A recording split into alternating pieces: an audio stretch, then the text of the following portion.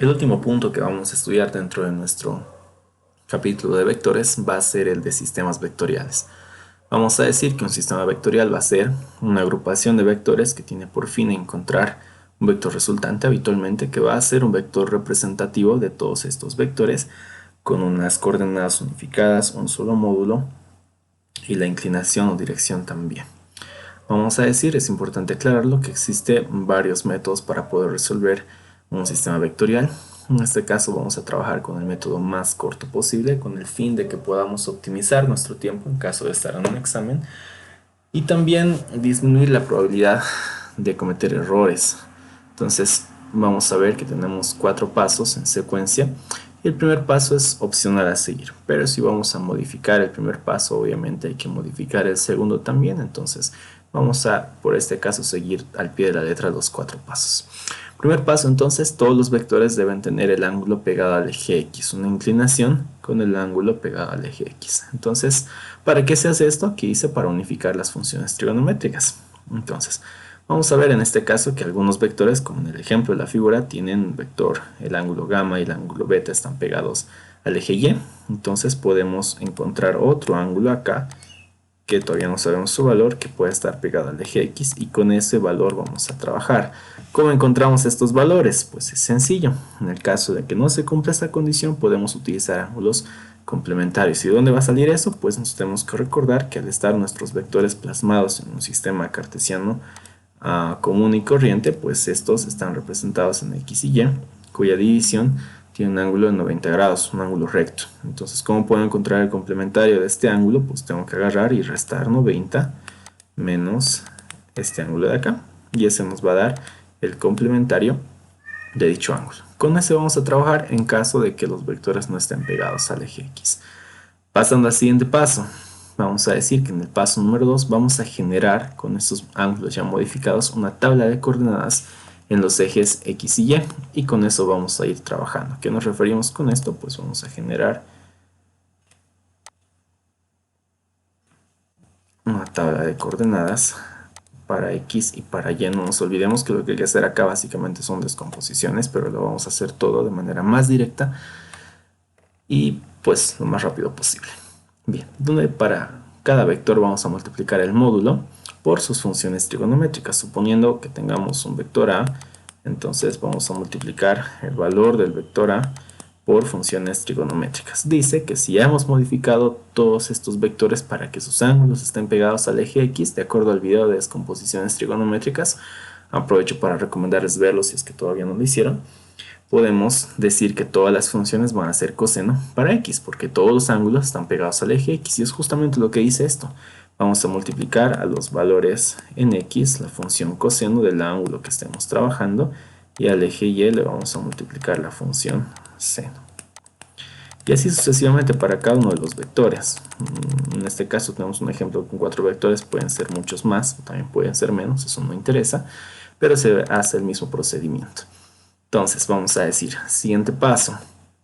Paso número 3, realiza una corrección de signos en función al cuadrante donde se ubica cada vector. ¿A qué nos referimos con esto?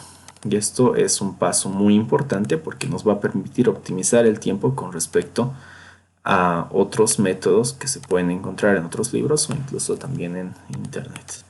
Vamos a decir que nuestro sistema de coordenadas va a estar distribuido en 4 cuadrantes, lo que es bastante habitual. Nosotros trabajamos desde primaria con ejes X y Y, pero también hay que tomar en cuenta que al otro lado están los ejes negativos, negativo en X y negativo en Y, y de acuerdo a la posición que tenga cada uno de nuestros vectores, pues podemos ir modificando estos signos, porque ya no van a ser positivos en todos los cuadrantes, solamente se cumple esta condición en el primer cuadrante. Por ejemplo, si nuestro vector está ubicado en este cuadrante, que sería el primero, como en el caso del primer vector de acá, entonces las coordenadas van a ser positivas en ambos casos. Va a ser positivo en el eje X y también va a ser positivo en el eje Y.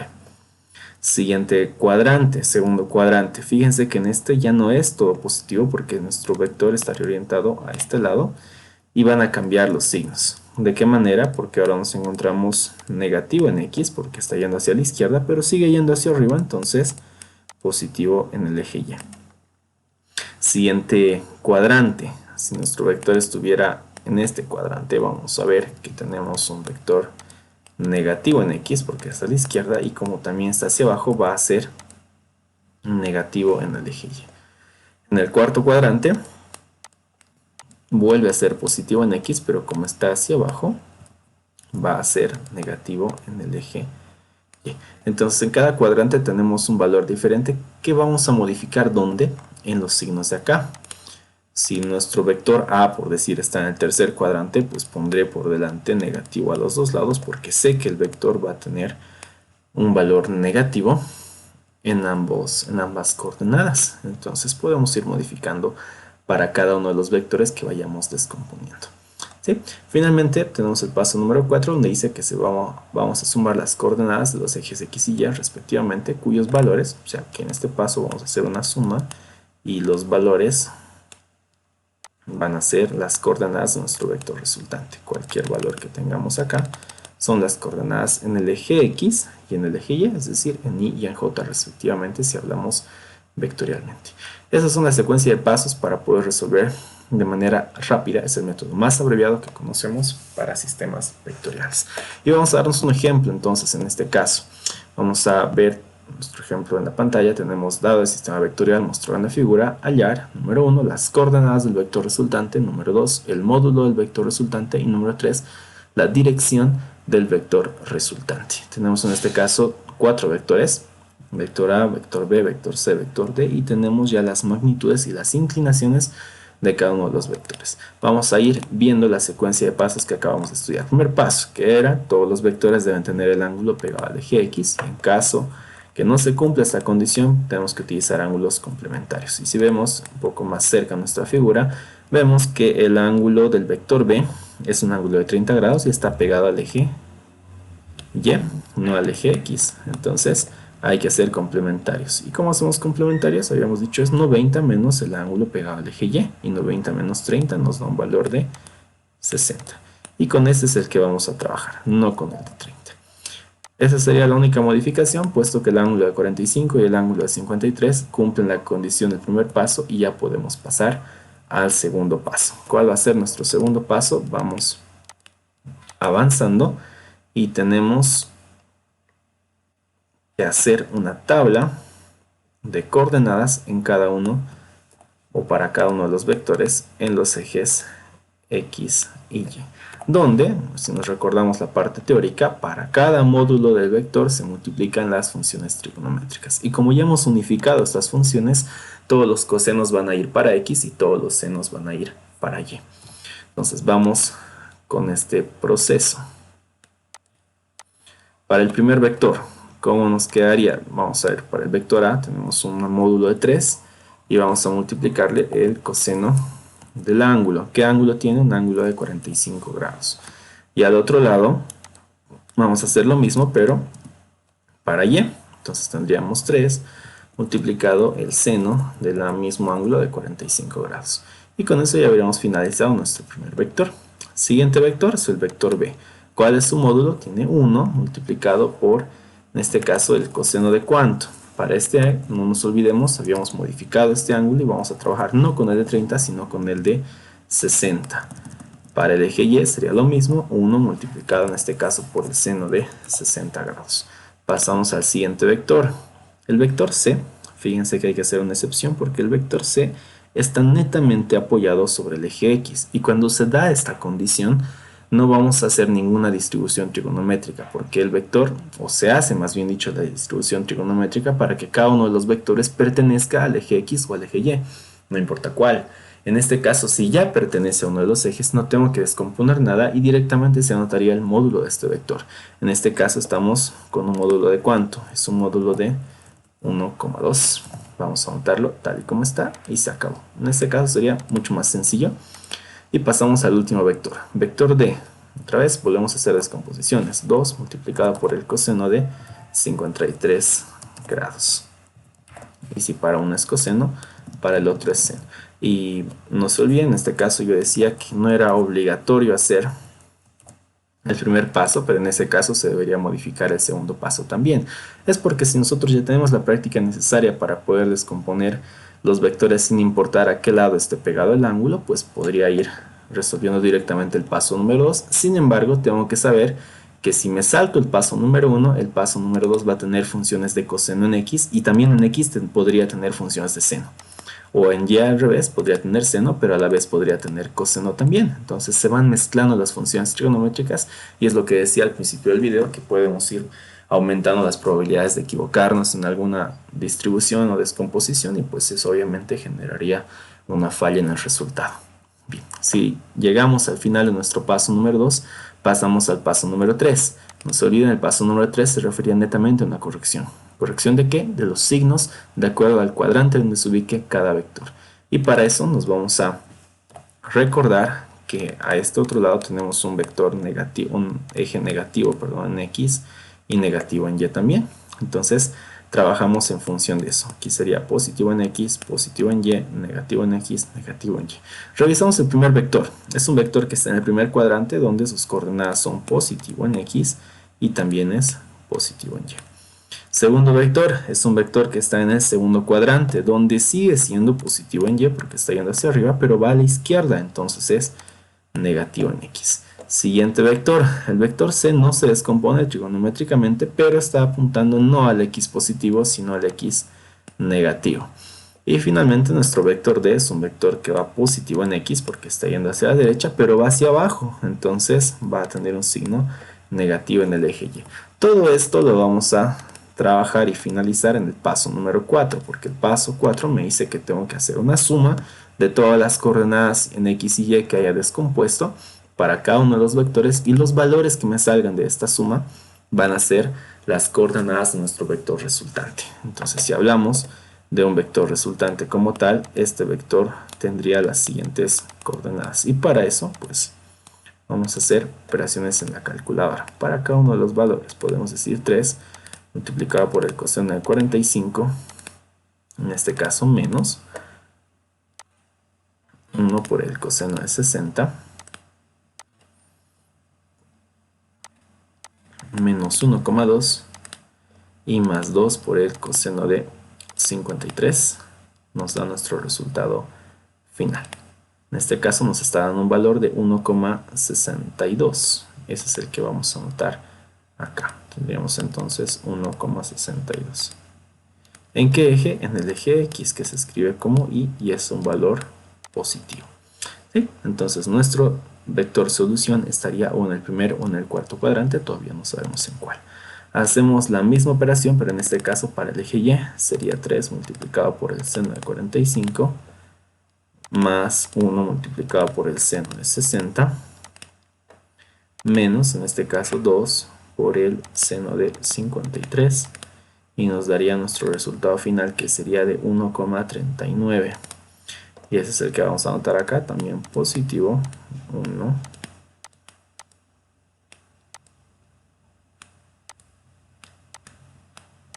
en J. ¿Sí? Y con eso habríamos respondido también el inciso A, porque estamos llegando a obtener las coordenadas de nuestro vector resultante. Ese sería nuestro primer resultado y puede ser hasta acá que pregunte algún ejercicio de examen o puede preguntar más allá, de manera que si es un ejercicio básico, pues ya hemos llegado al primer resultado. Vamos a ir ahora con el inciso B. El inciso B, si revisamos nuestro problema, nos pide el módulo de este vector resultante. Este es el inciso más clásico en cualquier ejercicio solicitado, el inciso B. O sea, si bien el inciso A es una respuesta probable, puede ser que no te pida el inciso A y directamente el inciso B. Entonces, vamos a resolver dicho inciso. No nos olvidemos que el módulo de cualquier vector siempre va a estar dado por condición como una aplicación del teorema de Pitágoras, y este es que es la raíz cuadrada de cada una de sus componentes elevada al cuadrado y sumada entre sí. Esa es una condición que ya habíamos visto en un video anterior. Entonces, solamente sería una aplicación de esto. Bien, vamos entonces con nuestro problema. En este caso vamos a decir que nuestro vector resultante tendría un módulo de ¿cuánto? Sería igual a la raíz de cada componente, que en este caso sería 1,62 elevado al cuadrado más 1,39 también elevado al cuadrado. Muy bien, entonces solamente hay que ingresar los datos a la calculadora y ya llegamos a nuestra respuesta. Entonces la raíz de... Es importante mencionar también que si las coordenadas fueran negativas, ahí sí sería obligatorio poner los paréntesis, porque un número negativo elevado a un exponente par se va a volver positivo. Para eso es en realidad que están los exponentes en nuestra fórmula. Bien, tendremos entonces un resultado de 2,13 y ese sería nuestro vector resultante. Entonces el módulo del vector resultante es un total de 2,13. ¿Y qué unidades venimos trabajando? Pues desde el principio estábamos trabajando todo en metros, por lo que nuestro resultado evidentemente va a ser en la misma unidad. Hasta ahí habríamos finalizado nuestro inciso B. Nos falta uno todavía, es el que vamos a trabajar a continuación, y después habríamos finalizado todo nuestro problema. Para nuestro inciso C, entonces, lo que nos está pidiendo calcular es la dirección de nuestro vector resultante. El inciso B ya lo tenemos resuelto, ahora vamos con este inciso C. ¿Qué es la dirección de un vector? Siempre va a ser el ángulo que tenga este vector respecto al eje X positivo. ¿Sí? Para efectos prácticos, eso estaba claro desde la parte teórica. Y si nosotros quisiéramos representar más o menos cómo sería este vector que acabamos de resolver, pues podemos dibujarlo. Este vector va a estar en el primer cuadrante porque tiene coordenadas positivas en ambos ejes. Entonces, si nosotros lo representamos dentro de un sistema de coordenadas cualquiera, nuestro vector tendría más o menos la siguiente figura. Sería, vamos a dibujar algo así. Este sería nuestro vector resultante y tiene sus coordenadas que también las podemos anotar acá.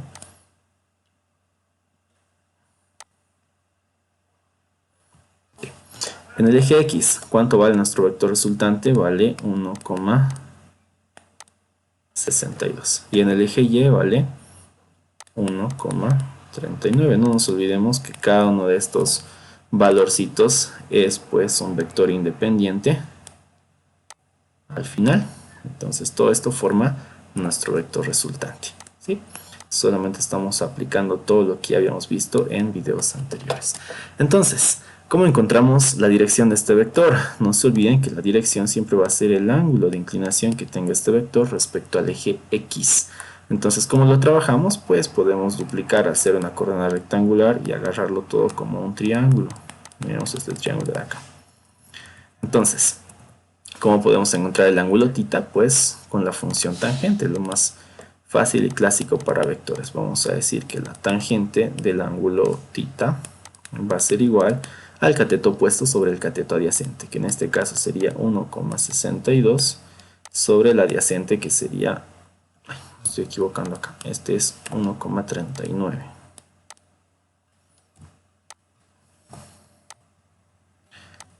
1,39 sobre 1,62. Y ahora sí, habríamos finalizado nuestro problema. En las coordenadas rectangulares, perdón por el error, tenemos las bases iguales, 1,62, y las alturas también iguales, 1,39 en estos casos. No queremos la función tangente, queremos solamente el valor del ángulo θ. Entonces, ¿cuál será este ángulo θ? Pues vamos a decir que es el arco tangente o la tangente a la menos 1 de esta misma relación que habíamos obtenido hace un momento. Sería entonces de 1,39 sobre 1,62. Y esto obviamente podríamos ingresarlo de manera directa a la calculadora también.